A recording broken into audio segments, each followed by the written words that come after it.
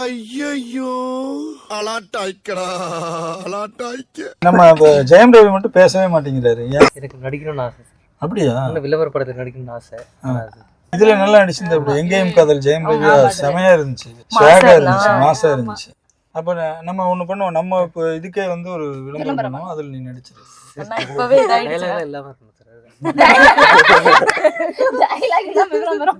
அப்ப நீ ஷமிதா மாதிரி படத்துல நடிக்கணும்.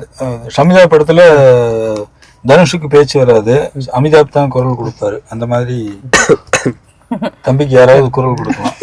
ஆறுபடை போகணும்னு ரொம்ப ஆசை சார். அது இந்த வருஷம் போயிடணும் சார். ஆறு முருகன் கோயில். ஆமா சார். ஓகே, உனக்கு ஒரு பிஸ் கேக்குறேன். ஆறு முருகன் கோயில் என்னன்னு சொல்லு சார். அது கிடையாது சார். சார் கம்மியா தெரியும் சார். முருகன் லைஃப் ஏமா நீ ஊருக்கு போறதுனா போமா, என்னையமா இருக்கு. பிளானே இல்ல சார், எந்த பிளானும் இல்ல சார். எந்த பிளானும் இல்ல, அதான் ஃப்ளோல போறது தான் சார். இந்த வருஷம் ஜிம்முக்கு போகணும்னு ஆசை சார். ஜிம் போய் உடம்பு இல்ல சார், நான் ஆக்சுவலா இதுக்கு முன்னாடி நான் நல்ல பிசிக்ல இருந்தேன்.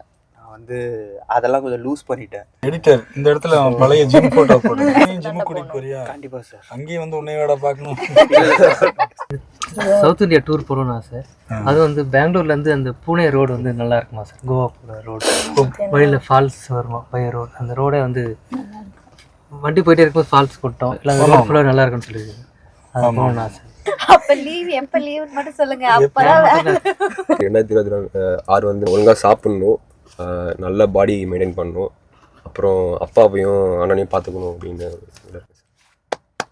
கார் வாங்கணும்னு ரொம்ப ஆசை சார். வண்டியில போறது ரொம்ப பிடிக்கும், பைக்ல பின்னாடி உட்காந்துட்டு போறது ரொம்ப பிடிக்கும். ஓட்ட எனக்கு பிடிக்காது.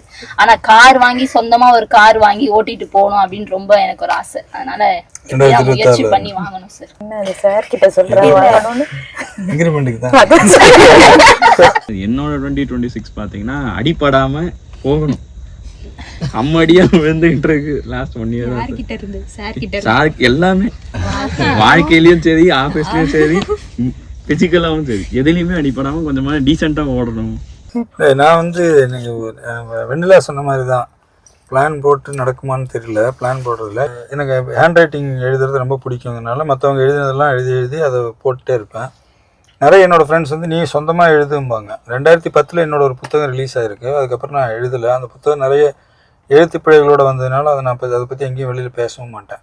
ஸோ அடுத்த வருஷமாவது இந்த டிசம்பருக்குள்ளே ஏதோ ஒரு புத்தகம் எழுதணும்னு ஒரு ஆசை இருக்குது. ஆனால் என்ன சப்ஜெக்ட் என்ன அதெல்லாம் எதுவும் முடிவு பண்ணல. எங்களை பற்றி எழுதிங்க சார். அப்பனா நான் புக் எழுதுறேன்.